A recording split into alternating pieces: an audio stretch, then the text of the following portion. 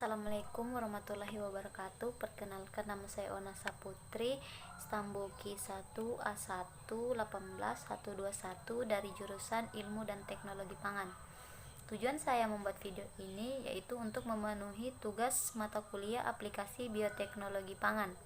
Di sini saya akan menjelaskan 4 poin, yaitu yang pertama, pentingnya mempelajari mata kuliah aplikasi bioteknologi pangan. Yang kedua, bioteknologi konvensional dan bioteknologi modern. Yang ketiga, teknologi DNA. Dan yang keempat atau yang terakhir, tentang mikrobiologi pangan. Di sini saya akan menjelaskan dari poin pertama, yaitu pentingnya mempelajari aplikasi bioteknologi pangan. Mempelajari aplikasi bioteknologi pangan ini terbagi menjadi 3, yaitu yang pertama, untuk mengetahui peranan dari suatu makhluk hidup dalam membantu kehidupan manusia dalam kehidupan modern. Terus, untuk mengetahui berbagai macam proses yang digunakan dalam ilmu terapan dengan pemanfaatan makhluk hidup. Yang terakhir, untuk membantu manusia dalam kehidupan modern, contohnya dalam pembuatan suatu produk.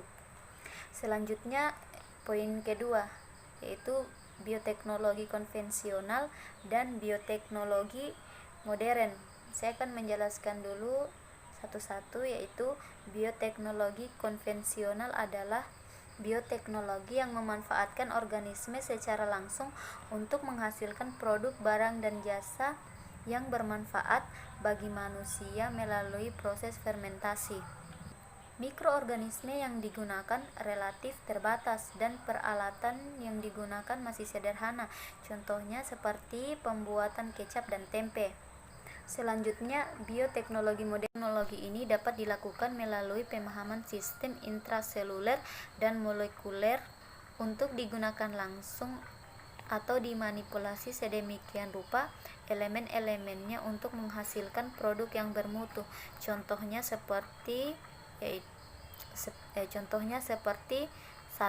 Bibit tanaman yang seragam.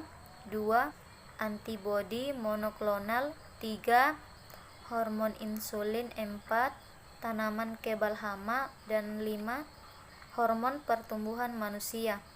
Selanjutnya, poin ketiga, teknologi DNA. Teknologi DNA rekombinan merupakan kumpulan teknik atau metode yang digunakan untuk mengkombinasi gen-gen di dalam tabung reaksi.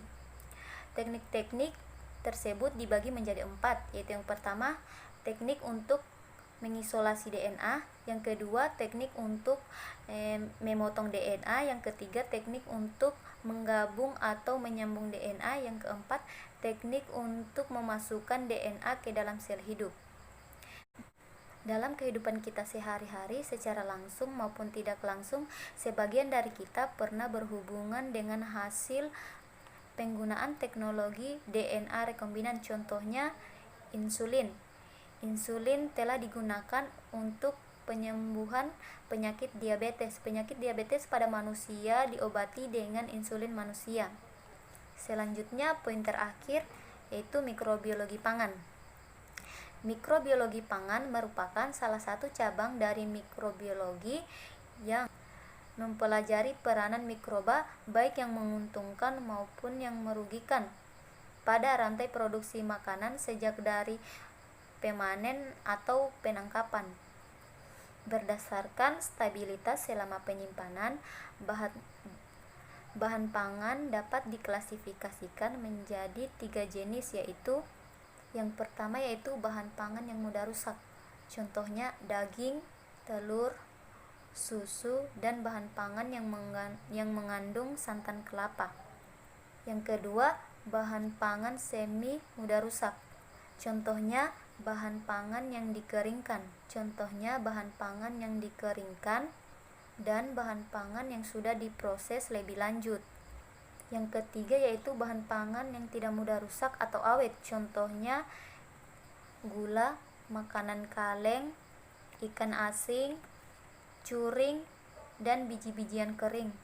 Selanjutnya, mikroba yang perlu diperhatikan sebagai penyebab masalah keamanan pangan, yaitu yang pertama bakteri, yang kedua virus, yang ketiga kapang, yang keempat protozoa, dan yang kelima yaitu ganggang.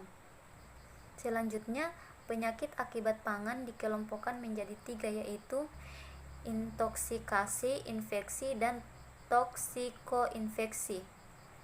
Penyakit pertama yaitu penyakit intoksikasi, yaitu penyakit yang diakibatkan oleh terkonsumsinya racun ekstraseluler yang dihasilkan mikroba dalam bahan pangan. Terus penyakit infeksi yaitu penyakit yang diakibatkan oleh terkonsumsinya sel mikroba hidup dari bahan pangan dan dalam tubuh manusia akan menyebabkan gangguan kesehatan. Selanjutnya, penyakit toksikoinfeksi yaitu penyakit yang diakibatkan oleh masuknya bakteri hidup penyebab infeksi melalui saluran pencernaan yang juga memproduksi toksin ketika sudah berada di dalam tubuh. Selanjutnya, dampak dan masalah keamanan. Dampak masalah keamanan pangan mempengaruhi individu konsumen seperti diare, malnutrisi, dan penyakit lainnya. Dampak sosial ekonomi mulai dari individu, industri pangan, bahkan negara. Dan yang terakhir yaitu aplikasi ilmu mikrobiologi pangan terbagi menjadi 3, yaitu yang pertama peningkatan mutu pangan, yang kedua pengendalian masalah keamanan pangan, yang ketiga pemanfaatan mikroba untuk peningkatan nilai tambah pangan. Nah, itulah materi yang dapat saya jelaskan. Lebih dan kurangnya mohon dimaafkan. Wabillahi taufiq wal hidayah. Wassalamualaikum warahmatullahi wabarakatuh.